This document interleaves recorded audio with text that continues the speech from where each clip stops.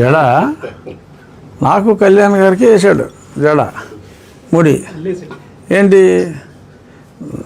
నాణాలు కోసి ఆయనకి కానుకగా పంపిస్తా అన్నాడు.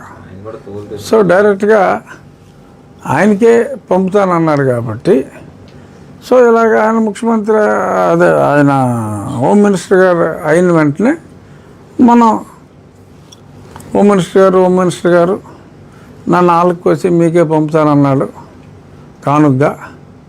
సో ఈ కంప్లైంట్ని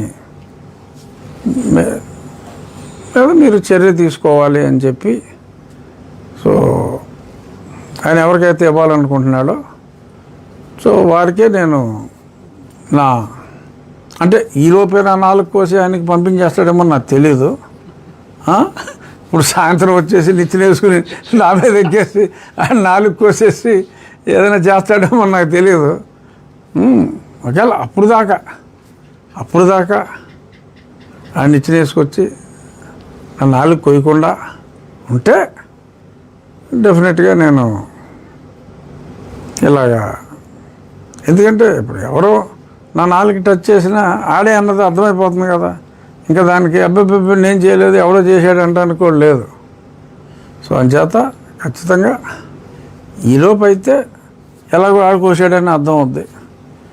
కానప్పుడు ఈ రికార్డులన్నీ ఉన్నాయి కాబట్టి పవన్ కళ్యాణ్ గారి సమయం నేను తీసుకుని, ఎందుకంటే డిప్యూటీ స్పీకర్గా I can call any minister to my chamber, but నేను ఒక కంప్లైనెంట్గా నేనే ఆయన దగ్గరికి కంప్లైనెంట్గా అయితే నేను పిలవడానికి లేదు. అంచేత నేను వెళ్ళి అయ్యా ఈ రకంగా నా 4 కోసి మీకే పంపిస్తానన్నాడు. సో అంచేత నేను మీకే మొరపెట్టుకుందామని వచ్చాను, నా 4ని కాపాడండి అని చెప్పి ఇలా మీకు నా 4ని కానుకగా ఇద్దాం అనుకున్న వాడి మీద క్రిమినల్ చర్యలు తీసుకోవాలి అని చెప్పి నేను కోరుతాను.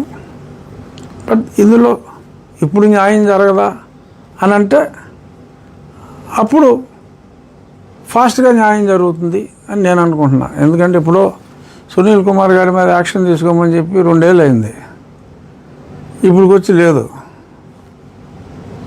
పెద్దగా. సో అలాగా ఏదో నెలలో తేలిపోద్ది కదా. ఆయన ఈ 3 పదవుల్లో ఈ 2 పదవుల్లోనే కంటిన్యూ అవుతారా, హోమ్ మినిస్టర్ అవుతారా అన్నది చూద్దాం. అవునప్పుడు అప్పుడు ఏం చేయాలో అందాక నా 4ని శ్రవణ్ కుమార్ బారి నుంచి ఎలా కాపాడుకోవాలి. ఆడేవాడో తెలంగాణ నుంచి వచ్చాడు, వీడు లిల్లీగాడు నన్నే పంది అంటున్నాడు, నాకన్నా డబ్బులు ఉన్నాడు.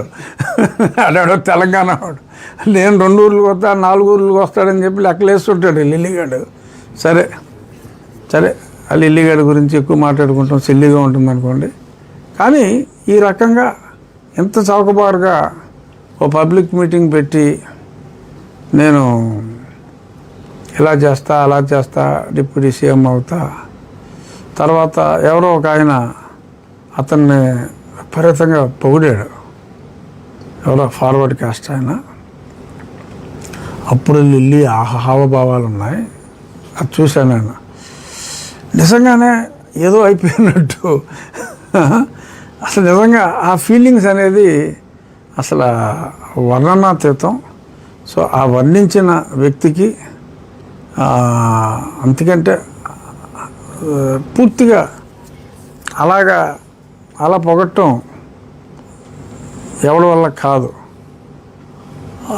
ఆ ఆనందం కూడా ఆ పోడిన 3-4 నిమిషాలు లిల్లీ ఫేస్ చూస్తే ముచ్చటేసుకొచ్చింది.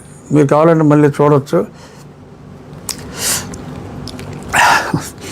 అని ఇలా అసలు చాలా పులకించాడు అనమాట లిల్లీ. సో సరే అలాగే పులకించమ్మా, నీకు ఎన్ని ఓట్లు వచ్చినాయో అందరికీ తెలుసు, మళ్ళీ చెప్పాల్సిన పని లేదు. ఇక్కడ ఒక అనుమానం మటుకు డిప్యూటీకి ఎందుకు పరిమితం అయ్యాడు అనేది